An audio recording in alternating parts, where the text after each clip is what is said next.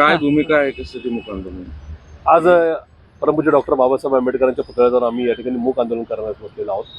मागच्या 7-8 दिवसातल्या घटना ह्या महाराष्ट्राला आणि देशासाठी निश्चित या ठिकाणी मान खाली घालायला लावणाऱ्या आहेत. त्या ठिकाणी परभणीमध्ये संविधानाची प्रत संदर्भामध्ये किंवा एकूणच बाबासाहेबांच्या प्रति विरोधात जे काय चुकीचं नाही का गोष्टी घडल्या त्या विरोधात एक कार्यकर्ता जो सामाजिक कार्यकर्ता आंबेडकरी चळवळीचा कार्यकर्ता सोमनाथ सूर्यवंशी हा रस्त्यावर उतरला.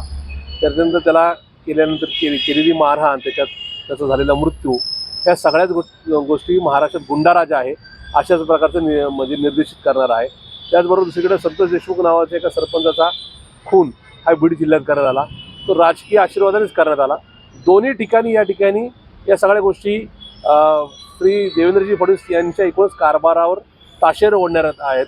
आणि त्याच्या पलीकडे जाऊन काल परवा या ठिकाणी या देशाचे गृहमंत्री अमित शहा यांनी ज्या पद्धतीने बाबासाहेबांचा अपमान करण्याचा प्रयत्न केला आहे, बाबासाहेबांना कमी लेखण्याचा जो प्रयत्न केला आहे, त्यानंतर नरेंद्रजी मोदी यांनी त्याच्यावरती काय पांघरून घालण्याचा किंवा सारवासारव करण्याचा प्रयत्न केला आहे, हा निश्चित कुठेतरी संविधानाच्या संदर्भात डॉक्टर बाबासाहेब आंबेडकरांच्या संदर्भात आणि एकूणच नाही का उपेक्षित वंचित घटकांच्या विरोधातला हा सगळा सूर आम्हाला दिसतोय. आणि म्हणून या विरोधामध्ये अमित शहा यांचा राजीनामा, देवेंद्र फडणवीसांनी या राज्याची माफी मागावी, या दोन मागण्या घेऊन आम्ही या ठिकाणी आंदोलन करत आहोत. थँक्यू.